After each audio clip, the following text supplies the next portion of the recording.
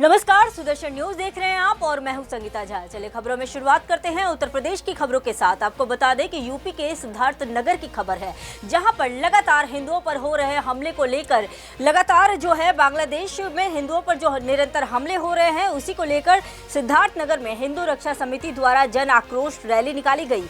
आपको बता दें कि यहाँ की बांग्लादेश में हिंदू अल्पसंख्यकों पर जिहादियों द्वारा लगातार हमले के खिलाफ जिला मुख्यालय पर जन आक्रोश रैली कलेक्ट्रेट परिसर से 3:30 तक निकाली गई, जहां सभी ने सामूहिक रूप से श्री हनुमान चालीसा का पाठ भी किया। इसके बाद रैली वापस कलेक्ट्रेट पहुंचकर सभा में परिवर्तित हो गई।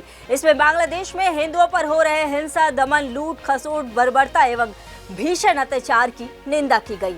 इस दौरान मुख्य अतिथि अखिल भारतीय संत समिति के राष्ट्रीय मंत्री जितेंद्रानंद सरस्वती जी महाराज जी ने कहा कि बांग्लादेश में हिंदू अल्पसंख्यकों पर अत्याचार बर्दाश्त नहीं किया जाएगा और राष्ट्रपति को संबोधित ज्ञापन उप जिलाधिकारी सदर डॉक्टर ललित कुमार मिश्र को सौंपा गया। अगली खबर यूपी के कानपुर से है। आपको बता दें कि यूपी के कानपुर में नौकरी का झांसा देकर किशोरी को होटल में बुलाने और उससे छेड़छाड़ करने के मामले में आरोपी बीजेपी नेता और व्यापारी के खिलाफ मुकदमा दर्ज किया गया। वहीं कानपुर की अतिरिक्त विशेष न्यायालय पॉक्सो एक्ट की कोर्ट ने बर्रा थाना प्रभारी को रिपोर्ट दर्ज करने का आदेश दिया। बर्रा निवासी पीड़िता की बहन ने कोर्ट में प्रार्थना पत्र देकर कहा कि नौकरी तलाश रही उनकी बहन की मुलाकात ध्रुव गुप्ता से हुई थी, जहां उन्होंने सचान गेस्ट हाउस स्थित एक होटल के मालिक रवि सतीजा को अपना दोस्त बनाया और होटल में नौकरी लगवाने को कहा था। वहीं 4 जनवरी को जब किशोरी होटल पहुंची तो रवि सतीजा ने उसे कमरे में बैठाया। इसी बीच ध्रुव भी आ गए और दोनों ने उसके साथ छेड़खानी शुरू कर दी। आरोप यह भी है कि कमरे में पहुंचने के बाद रवि सतीजा ने शराब की बोतल खोलकर पैक बनाने के बाद उसे पीने के साथ किशोरी को भी शराब ऑफर की और मना करने पर रवि सतीजा ने कहा कि होटल लाइन में तुम्हें ये सब करना पड़ेगा। पीड़िता किसी तरह भागकर अपने घर पहुंची और इसके बाद भी रवि उसे अक्सर धमकाता रहा। वहीं आरोप है कि इसके बाद से पीड़िता ने बर्रा थाने से लेकर एसीपी, डीसीपी और पुलिस कमिश्नर तक इसकी शिकायत की, लेकिन बीजेपी नेता के रसूख के चलते कोई कार्रवाई नहीं हुई। जिसके बाद पीड़िता ने आरोपी के खिलाफ रिपोर्ट दर्ज कराने के लिए कोर्ट का दरवाजा खटखटाया। कोर्ट में सुनवाई के बाद बर्रा पुलिस को रिपोर्ट दर्ज करने का आदेश दिया गया। एडीसीपी साउथ महेश कुमार ने बताया कि कोर्ट के आदेश पर बर्रा थाने में पीड़िता की सूचना पर आरोपी बीजेपी नेता रवि सतीजा को उसके दोस्त ध्रुव गुप्ता के खिलाफ रेप, छेड़खानी, अश्लीलता करना, पॉक्सो सहित कई गंभीर धाराओं में मुकदमा दर्ज कर लिया है और आगे की कार्रवाई जारी है। अब बात करेंगे मथुरा की। आपको बता दें कि मथुरा में अखिल भारतीय हिंदू महासभा जिला अध्यक्ष छाया गौतम व पूजा शर्मा ने जन्मभूमि देहरी पूजन किया। बता दें कि शौर्य दिवस पर देहरी पूजन की घोषणा की थी, जिसके चलते जन्मभूमि पर अतिरिक्त फोर्स भी लगाई गई। चप्पे चप्पे पर पुलिस के बावजूद भी छाया गौतम ने गेट नंबर 2 पर देहरी पूजन किया, तो वहीं पुलिस द्वारा छाया गौतम से अभद्रता की गई। शांतिपूर्ण तरीके से लगभग शाम 6 बजे जन्मभूमि गेट नंबर 2 पर किया। पूजन के तुरंत बाद पुलिस ने छाया गौतम सहित 3 अन्य कार्यकर्ताओं को हिरासत में ले लिया। हिंदुस्तान हिंदुओं का देश है। हमारा अनाउंसमेंट था शौर्य दिवस पर हम लोग अपनी कृष्ण जन्मभूमि का देहरी पूजन करेंगे यमुना जल लाके। हमने यमुना जल लिया, हम देहरी पूजन यहाँ करने आए थे, लेकिन बड़ी विडम्बना है, हमारी सरकार भारतीय जनता पार्टी की सरकार, और उसके बाद हमें देहरी पूजन नहीं करने दिया जा रहा है। ऐसे ट्रीट किया जा रहा है जैसे हम आतंकवादी हैं। प्रशासन की मंशा क्या है मुझे ये समझ में नहीं आता। हम लोग इतने दबाए जा रहे हैं और पहले से ही कम से कम 57 देश मुसलमानों के बन चुके हैं। क्या हिंदुस्तान में हिंदुओं को इतनी लिबर्टी नहीं है, इतनी आजादी नहीं है कि वो अपने मंदिर में जा सके? हम लोगों को आतंकवादियों की तरह ट्रीट करते हैं। 10-10 दिन से हमारे घर वाले परेशान हैं, उनको नोटिस देंगे, घरों पे छापे मारेंगे, घरों में पुलिस बिठाते हैं। ये तरीका प्रशासन का बिल्कुल ठीक नहीं है। हिंदुस्तान में हिंदू है और अपने मौलिक अधिकार हिंदू अच्छे से जानता है और सबको निभाएगा, चाहे उसके लिए हमें कोई भी परिणाम सहन करना पड़े, झेलना पड़े। क्या आपने देहरी पूजन किया? निश्चित तौर पर आपने देखा, सबने देखा, मैंने यहाँ पे 2 नंबर गेट पे आके देहरी पूजन किया। और कोई वारदात भी हुई है आपके साथ? वारदात निश्चित तौर पर मैं यहाँ जा रही हूँ, पुलिस को बाकायदा मैं बता रही हूँ, उन्होंने पूछा लड्डू गोपाल है मेरे पास लड्डू गोपाल, चेकिंग करा लीजिए। मैंने कहा ठीक है चेकिंग कराती हूँ। उसके बाद भी एक पुरुष आके मेरे को पीछे से जेट भरता है, मेरे साथ बदतमीजी करता है, पुलिस प्रशासन का आदमी, जबकि महिला कांस्टेबल यहाँ पे हैं, महिलाएं हैं। परमिशन ली थी यहाँ पर अभी जब आई थी? नहीं, आप मैं अपने मंदिर की परमिशन क्यों लूंगी? यहाँ पर आप अभी आई थी तो क्या चेकिंग के लिए? बिल्कुल, वहाँ बैठे हुए उन्होंने कहा कि आप यहाँ से चेकिंग कराइए। मैंने कहा ठीक है मैं चेकिंग करा लेती हूँ। मेरी कोई जोर जबरदस्ती नहीं है, क्योंकि हमारा मंदिर है, हिंदुओं का मंदिर है, तो हमें यहाँ आने के लिए परमिशन की किसी की जरूरत नहीं है, लेकिन जो रूल रेगुलेशन है उसको फॉलो करके आई हूँ मैं पूरा चेकिंग कराने। 6 दिसंबर शौर्य दिवस हमारे लिए इतना बड़ा दिन है, इतना बड़ा दिन है कि हम उसको सेलिब्रेट करते हुए आए हैं। विश्व हिंदू परिषद हो, आरएसएस हो, भारतीय जनता पार्टी हो, जिसके खून में हिंदुत्व है, सनातन है, वो शौर्य दिवस को आजीवन मनाएगा, आजीवन। और ये हमारा मौलिक अधिकार है, इसका कोई हनन नहीं कर सकता। अगली खबर यूपी के मथुरा से ही है। आपको बता दें कि यूपी के मथुरा में जुम्मे के नमाज के बाद माहौल बिगड़ता हुआ दिखाई दिया। बता दें कि ईदगाह के बाहर लगे बैनर को देख मुस्लिम पक्ष भड़क गए। वहीं शौर्य दिवस यात्रा को लेकर बैनर लगा हुआ था, जहां बजरंग दल द्वारा बैनर लगाया गया था। इसको लेकर मुस्लिम पक्ष की पुलिस के साथ गर्मा गर्मी भी हो गई। विवाद बढ़ता देख पुलिस ने मामला संभाला और पुलिस अधिकारी ने क्या कुछ कहा, आप भी सुनिए। किए गए थे सेक्टर स्कीम और जोनल स्कीम लगाई गई थी। सभी लोग सभी जगह जुम्मे की नमाज संपन्न होगी, सब लोग अपने घरों में चले गए। अभी भी ड्यूटी हमारे बदस्तूर जारी है। जो हमारे सुरक्षा के एहतियात जो बढ़ते जा रहे हैं वो हमारे द्वारा बढ़ते जा रहे हैं। अभी भी ड्यूटी में लोग लगे हुए हैं। सब लोगों से अनुरोध है कि सब लोग किसी बात के अफवाह पर ध्यान दें और जो हमने इंतजाम किए हैं उस पर उसको सहयोग करें। और यदि कोई भी आदमी विधि विरुद्ध काम करने का प्रयास करेगा तो उसके खिलाफ सख्त से कार्रवाई की। अब बात करेंगे यूपी के फर्रुखाबाद की। आपको बता दें कि यूपी के फर्रुखाबाद में जांच कराने के लिए भ्रष्टाचार को लेकर अधिकारी के सामने ही लाठी डंडे चल गए। बता दें कि लाठी डंडे चलने से अधिकारी भाग खड़े हुए। भ्रष्टाचार की जांच करने पहुंचे अधिकारियों के सामने दो पक्षों में विवाद हो गया। बता दें कि दो पक्षों में चले लाठी डंडे, दोनों पक्षों में जमकर मारपीट हुई। जहां दो पक्षों में मारपीट होती देख जांच छोड़कर अपनी जान बचाकर अधिकारी निकल गए। अनिल ने मनरेगा प्रमुख लखनऊ से बिना काम कराए ग्राम प्रधान ने पैसे निकाल लिए। इसी को लेकर शिकायत दर्ज कराई थी। वहीं उपायुक्त ग्राम विकास विभाग महेंद्र कुमार, डीसी मनरेगा खंड विकास अधिकारी गांव में जांच करने पहुंचे। कार्यों की समीक्षा के बाद पंचायत घर पहुंचे। दोनों पक्षों को सुनवाई के लिए बुलाया गया। दोनों पक्षों में गाली गलौज के बाद हाथापाई करते हुए एक दूसरे पर लाठी डंडों से हमला हो गया। पूरा मामला थाना अमृतपुर क्षेत्र के ग्राम बालीपट्टी रानी गांव का बताया जा रहा है। अब बात करेंगे यूपी के हरदोई की। आपको बता दें कि यूपी के हरदोई में मुख्य विकास अधिकारी सौम्या गुरु रानी ने के द्वारा विभिन्न विभागों का निरीक्षण किया गया, जहां उन्होंने ग्राम सभा में चौपाल लगाई, गौशाला का निरीक्षण किया। स्कूल परिसर में निरीक्षण के दौरान मिली खामियों पर कर्मचारियों को जमकर फटकार भी लगाई। साथ ही उन्होंने निर्देशित किया कि शासन की मंशा अनुरूप कार्य न करने वाले कर्मचारियों के खिलाफ कठोरतम कार्रवाई की जाएगी। शिकायतें और समस्याएं थी, जैसे बिजली विभाग से संबंधित कुछ समस्याएं थी, सड़क संपर्क मार्ग और जल निकासी को लेकर कुछ समस्याएं बताई गई थी, तो उस पर समुचित कार्रवाई कर समाधान यथाशीघ्र कराया जाएगा। इसके संबंध में बीडीओ को तत्समय निर्देशित कर दिया गया था। ग्राम चौपाल के उपरांत गौशाला का निरीक्षण किया गया, गौशाला का पेड़ी का निरीक्षण हुआ। वहां पर भी कुछ अव्यवस्थाएं दिखी, जिसके संबंध में मेरे द्वारा सचिव के वेतन को तब तक बाधित करने के निर्देश दिए गए जब तक वहां पे सभी व्यवस्थाएं समुचित नहीं कर ली जाती हैं। इसके उपरांत प्राथमिक विद्यालय का केड़ी का निरीक्षण किया गया और वहां पे भी आधारभूत संरचनाओं को लेकर कुछ मुझे कमियां दिखी, जिसके संबंध में बीडीओ और सचिव को निर्देश दिए गए हैं वहां पे समुचित सुधार कराने के लिए। कायाकल्प के अंतर्गत आंगनवाड़ी केंद्र का केड़ी का भी निरीक्षण किया गया और वहां पे व्यवस्थाएं ठीक ठाक पाई गई। इसके उपरांत जजवासी के कंपोजिट विद्यालय का निरीक्षण किया गया था, जो आकस्मिक था और वहां पे व्यवस्थाएं थोड़ी ज्यादा खराब दिखी। विद्यालय में ग्रीन बोर्ड्स नहीं लगे हुए पाए गए, बिजली की व्यवस्था समुचित नहीं थी, वहाँ कक्षा कक्ष की भी कमी पाई गई थी जहाँ बच्चे बाहर बैठे हुए थे। उसके संबंध में बीडीओ को टेम्पररी कुछ प्रबंध करने के निर्देश दिए गए हैं और लॉन्ग टर्म के लिए एक सॉल्यूशन बनाने का हम लोग प्रयास। अब बात करेंगे मैनपुरी की। आपको बता दें कि मैनपुरी में गांजा तस्करों पर गिरफ्तारी की गई। गांजा तस्करों का गिरफ्तार कर लिया गया है। बता दें कि तस्करों के पास से 50 किलो गांजा बरामद किया गया, जिसके अंतर्राष्ट्रीय बाजार में कीमत लगभग 5 लाख रुपए है। तस्करों के पास से एक ट्रक कंटेनर भी बरामद किया गया। वहीं पकड़े गए दोनों आरोपी बिहार के रहने वाले बताए जा रहे हैं और मादक पदार्थ उड़ीसा से आगरा लेकर जा रहे थे। मामले में आगे की कार्रवाई जारी है। ये हमारे प्रभारी निरीक्षक करहल और उनकी टीम ने 2 गांजा तस्करों को गिरफ्तार किया है। इसमें एक पवन जादौन है और दूसरा अजीत उर्फ अमित है।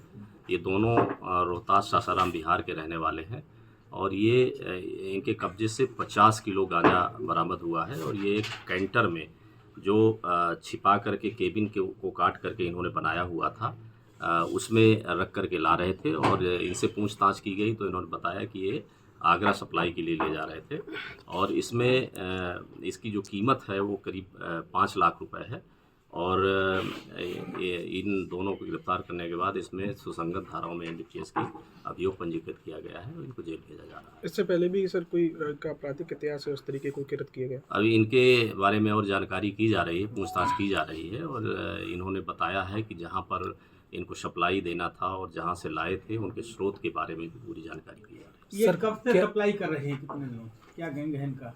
देखिए अभी ये पूछताछ का प्रोसेस इनसे चल रहा है और अभी इनसे और भी जानकारी की। ट्रक में सर क्या लोड था जिसमें छुपाकर ये जिस तरीके की सप्लाई करने जा रहे थे? ये कोई जो जानवरों के लिए चारा होता है वो इसमें भरा हुआ था और जो केबिन है, केबिन को इन्होंने काट दिया था, उसमें प्लाई लगा करके छिपा करके उसमें गांजा के पैकेट ला रहे थे। अगली खबर यूपी के फर्रुखाबाद की है। आपको बता दें कि यूपी के फर्रुखाबाद में एक बोलेरो ने बाइक सवार को धक्का दे दिया, जिस टक्कर में जिससे बाइक सवार दोनों युवक गंभीर रूप से घायल हो गए, जहां डॉक्टरों ने मृत घोषित कर दिया। बता दें कि ग्राम आलूपुर निवासी शुक्रवार शाम फर्रुखाबाद से वापस जा रहे थे और उसी दौरान हादसा हो गया। सूचना पर पहुंची 108 एम्बुलेंस के ईएमटी ने दोनों घायलों को सामुदायिक स्वास्थ्य केंद्र कमालगंज में भर्ती कराया, जहां ड्यूटी पर तैनात डॉक्टर ने एक को मृत घोषित कर दिया और घायल आकाश की गंभीर हालत को देखते हुए जिला अस्पताल लोहिया के लिए रेफर कर दिया। वहीं थाना जहानगंज क्षेत्र के ग्राम महरूपुर बीजल के पास का यह मामला बताया जा रहा है। बीजल पे जैसा कि एम्बुलेंस वाले बता रहे हैं, जो एम्बुलेंस वाले उठा के लाए हैं वो बता रहे हैं कि महरूपुर बीजल जहानगंज वाली रोड पे तो एक एक्सपायर हो गया। हाँ, एक खत्म आया है, यहाँ पे खत्म आया है। जो एक्सपायर हुआ उसका क्या नाम है? उसका छोटू नाम है। छोटू। और दूसरे का क्या नाम है? दूसरे का नाम है तो आकाश क्या स्थिति है? आकाश की स्थिति है कि उसकी दाहिनी जांघ जो है फ्रैक्चर है और अभी चोटें लगी हुई है, इसलिए उसको प्राइवेट ट्रीटमेंट देके नहीं तो क्या ब्रॉड डेड है कि आपने ब्रॉड डेड यहाँ पे आया तो पूरा अवस्था में। अब बात करेंगे मैनपुरी की। आपको बता दें कि मैनपुरी में सड़क हादसा हो गया है, जहां बाइक सवार दो नाबालिग दोस्त सड़क हादसे का शिकार हो गए। बता दें कि एक की मौके पर ही दर्दनाक मौत हो गई, वहीं दूसरा गंभीर रूप से घायल हो गया। जहां दोनों की बाइक सवार नाबालिग बताए जा रहे हैं, तो वहीं कोचिंग से लौट रहे नाबालिग छात्र के दोस्त के साथ घूमने निकले थे। किशोर की मौत से परिजनों का रो रो कर बुरा हाल है। वहीं घायल किशोर को जिला अस्पताल इमरजेंसी में भर्ती कराया गया है और मैनपुरी थाना कोतवाली क्षेत्र के दयालबाग की यह घटना बताई जा रही है। अगली खबर बिहार से है। आपको बता दें कि बिहार के दरभंगा बहादुरपुर व नगर थाना के सीमावर्ती इलाके बाजितपुर मोहल्ला में शुक्रवार की देर शाम 8:30 बजे तरौनी से राम जानकी की पूजा के बीच जब जुलूस लेकर बाजितपुर के निकट से गुज्जर ट्रैक्टर पर कट्टरपंथियों ने पथराव कर दिया। ट्रैक्टर पर रहे कुछ बच्चे जख्मी हो गए। इस विवाद के बाद मामला खराब होने पर दोनों पक्ष के विवाद बढ़ गए और वहां रखे ईंट का पथराव करना शुरू कर दिया। मौके पर पहुंचे पुलिस प्रशासन को सूचना देते हुए पुलिस के सहयोग से मामला को शांत कर लिया गया। इस बीच सिटी एसपी अशोक कुमार चौधरी ने जानकारी दी है। लेकिन तरौनी से राम जानकी का विवाह का जो बारात है वो निकल गया, बाजितपुर में आया। किस कारणों से दो पक्षों के बीच में थोड़ा सा दिख रहा है कि क्रिमिसेस हुए हैं, मतलब झगड़ा हुआ है, रोडेबाजी हुई है। इसका कारण क्या है ये नहीं पता, बट अभी एकदम शांतिपूर्ण माहौल है। आप खुद जाके अभी तक हम लोग वहाँ से फ्लैग मार्च करके आए हैं। दोनों पक्ष अपने अपने घरों को जा चुके हैं, यहाँ कुछ नहीं है। जो पीछे भीड़ जमी है वो आप देख सकते हैं कि भंडारा चल रहा है, लोग उसमें आ रहे हैं, मेल फीमेल बच्चे सब भंडारा करके अपना खाना लेके खाना खा के घर जा रहे हैं। तो वैसा कोई मामला नहीं है, बट हाँ जैसा आपने कहा कि परमिशन लिया गया था कि नहीं, किस कारणों से झगड़ा हुआ है, ये जांच का विषय है। ये यहाँ के जो लोकल थाना प्रभारी हैं जिस क्षेत्र में आता है वो जांच करेंगे और उसके अकॉर्डिंग कार्रवाई की जाएगी। सर तो क्या वो बारात जो आई थी उसका परमिशन था? ये देखना पड़ेगा। आर्ट मूवमेंट अभी हम नहीं कह सकते हैं, लेकिन मेरी जानकारी में और जहाँ तक थाना प्रभारी की जानकारी में ये बारात का परमिशन नहीं था। सड़क पर देखा गया काफी रोरा जमा था, तो क्या लगता है? नहीं देखिए, वहाँ हम लोग अभी घूम के आए हैं। सीसीटीवी कैमरा बहुत जगह लगे हुए हैं, जो भी होंगे सीसीटीवी कैमरा में चिन्हित हो जाएंगे और उनका कार्रवाई की जाएगी। सर वापसी में जो है बारात की यहाँ पूजा होती है तो वो पूजा नहीं हो पाई सर? अगर अभी आके करना चाहते हैं तो फोर्सेस मौजूद हैं, वो हमारे प्रेजेंस में आके पूजा कर सकते हैं, लेकिन अगर वो जा चुके हैं तो उसके लिए मैं उसमें अभी कुछ नहीं कर सकता। सर घायलों की भी सूचना है? नहीं, घायलों के अभी तक DMCH में वहाँ के थाना प्रभारी से पूछा गया है। DMCH में अभी कोई भी घायल पहुँचने की जानकारी नहीं। कितने बजे की सर घटना है? ये घटना लगभग 9:30 के अराउंड की है, या 8:30 या 9 के अराउंड। सर ये यात्रा कहाँ से आ रही थी? तरौनी से कहाँ तक जाना था सर? ये मस्जिदपुर मस्जिद तक शायद जाके टर्न लेके वापस जाना था। सूचना नहीं है तो एग्जैक्ट नहीं बता सकता हूँ आपको, बट सब जांच में आ जाएगा क्लियर। CCTV कैमरा भी लगा है, तो जिसने भी रोड़ेबाजी की है किसी भी पक्ष पे है उन पे कार्रवाई होगी। पता चला इससे पहले भी इस तरह की घटना हो चुकी है वहीं पर? वो पुरानी घटना है, शायद 19 की घटना है। लेकिन सर इस तरीके का प्रोग्राम ऑर्गेनाइज करते हैं समिति, तो थाना उनको नहीं, ऑब्वियसली उनको थाना स्तर पे, अनुमंडल स्तर पे ये जानकारी ज़रूर देनी चाहिए। वो उनकी सुरक्षा और बाकी लोगों की सुरक्षा की भी बात होती है। उस समय सर जिस समय घटना घटी है उस समय प्रशासन यहाँ पे मौजूद है? नहीं, सूचना नहीं है तो प्रशासन मौजूद यात्रा के साथ प्रशासन नहीं? नहीं, लेकिन उन्होंने सूचना ही नहीं दिया है। अगली खबर बिहार के गया से है। आपको बता दें कि गया में गोदावरी आवास पर बिहार सरकार के मंत्री संतोष कुमार सुमन एवं उनकी पत्नी दीपा कुमारी वर्तमान MLA इमामगंज द्वारा भीमराव अंबेडकर की पुण्यतिथि मनाई गई। बिहार सरकार के मंत्री संतोष कुमार सुमन एवं उनकी पत्नी दीपा कुमारी ने बाबा भीमराव अंबेडकर को पुष्पांजलि अर्पित की और इसके बाद पार्टी के उन लोगों ने भी पुष्प अर्पित किया।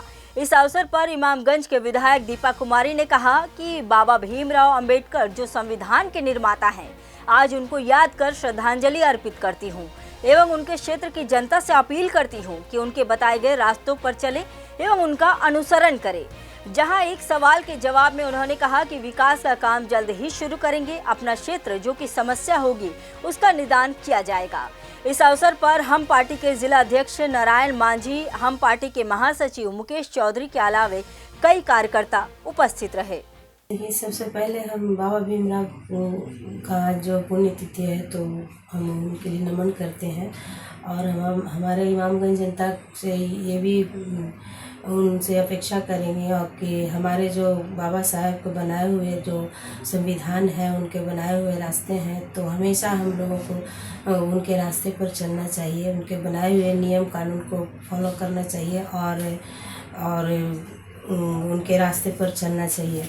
हम अपने जनता से यही विनम्र निवेदन करेंगे कि इनके बनाए हुए कानून को अपनाएं और उनके रास्ते पर चलें और हमेशा उनके आज के दिन पुण्यतिथि के नाम से हम पूजें और उनका अभिवादन करें और नमन करें। अपने क्षेत्र के विकास के लिए आप क्या पहली प्राथमिकता क्या रहेगी आपकी, या कौन कौन सा कार्य करने जा रहे हैं? देखिए, सबसे पहले तो हम अपने जनता को धन्यवाद देना चाहेंगे कि हमें इस पैगाम पर लाया उन्होंने और हमें मौका दिया। तो पहली बार है हम क्षेत्र में घूम रहे थे, जिस समय घूम रहे थे तो बहुत सारी असुविधाएं हैं, कमियां हैं, तो उसे हम पूरा करेंगे और जो भी विकास के सरकार के द्वारा लाए गए विकास होंगे हम क्षेत्र में लाएंगे और लोगों तक पहुँचाने का काम करेंगे। अभी क्या फंडिंग वगैरह कुछ आया है कि नहीं? अभी देखिए, सरकार के द्वारा जो भी फंड आएगा वो हम लाएंगे और आप लोग को बाद में बताएंगे भी।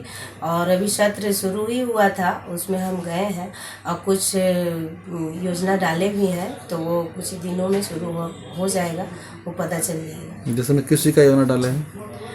रोड का भी डाले हैं और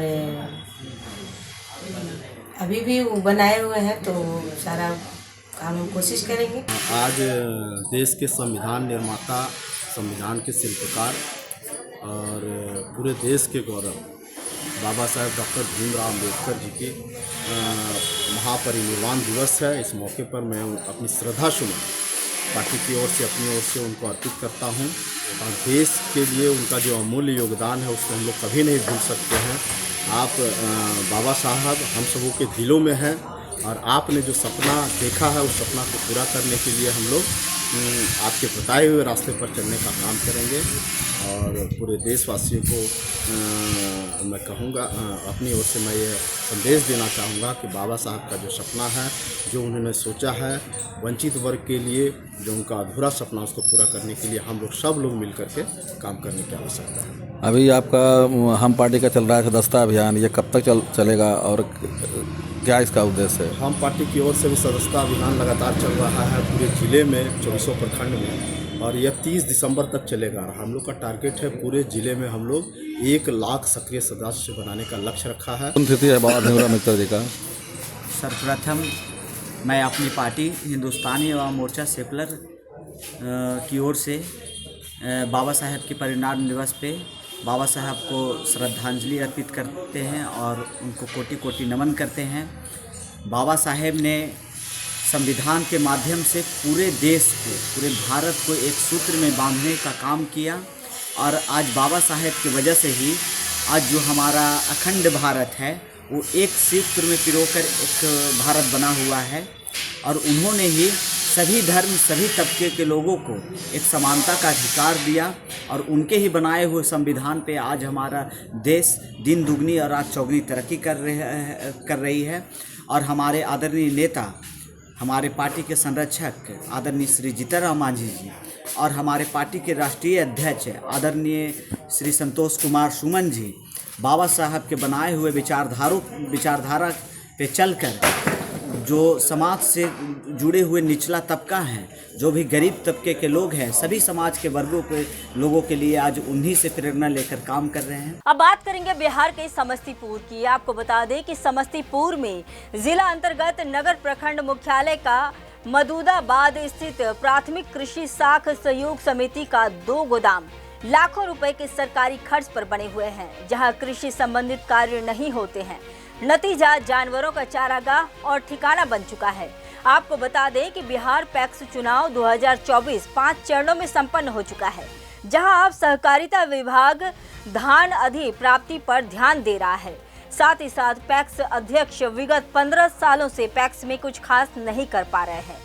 नए पैक्स अध्यक्ष के माध्यम से खाद, बीज, कीटनाशक के साथ साथ लघु कुटीर उद्योग पर भी ध्यान लगाने की बात समझी जा रही है। आने वाले समय में पारदर्शिता के साथ सुधा काउंटर, प्रधानमंत्री जन औषधि केंद्र, डेयरी उद्योग और मुख्यमंत्री कृषि यंत्र से किसानों को लाभ देने के लिए नवनिर्वाचित पैक्स अध्यक्षों में मदूदाबाद पैक्स अध्यक्ष सुबोध कुमार राय वचनबद्ध हैं, ताकि सहकारिता और कृषि का 100% लाभ किसानों को मिले। जो सहयोगी हैं सब अभी मिलजुल कर काम करना चाह रहे हैं। चारों तरफ मेरा काम दिखेगा। किसी और किसान खुशहाल समृद्ध किसान जो परिभाषा है, जय किसान जय सहकारिता, जी उसको धरातल पे लाने का निश्चित। चलिए धन्यवाद। अब बात करेंगे मध्य प्रदेश की। आपको बता दें कि मध्य प्रदेश में ग्वालियर में पुरानी छावनी थाने के पास अवैध रूप से व्यवसाय करने वाले गोदाम संचालक के खिलाफ प्रदूषण नियंत्रण बोर्ड के अधिकारियों ने छापेमार कार्रवाई कर 10 टन बायोमेडिकल वेस्ट जब्त कर गोदाम सील कर दिया गया है। साथ ही प्रदूषण नियंत्रण बोर्ड के क्षेत्रीय अधिकारी आर सेंगर ने बताया कि पुरानी छावनी थाने के पीछे अवैध रूप से बायोमेडिकल वेस्ट भारी मात्रा में एक व्यक्ति के गोदाम में जमा होने की शिकायत मिली और इसी को लेकर निगम प्रशासन व प्रदूषण नियंत्रण बोर्ड के अधिकारियों ने गोदाम पर छापेमारी कार्रवाई कर लगभग 10 टन बायोमेडिकल वेस्ट जब्त कर गोदाम को सील कर दिया है।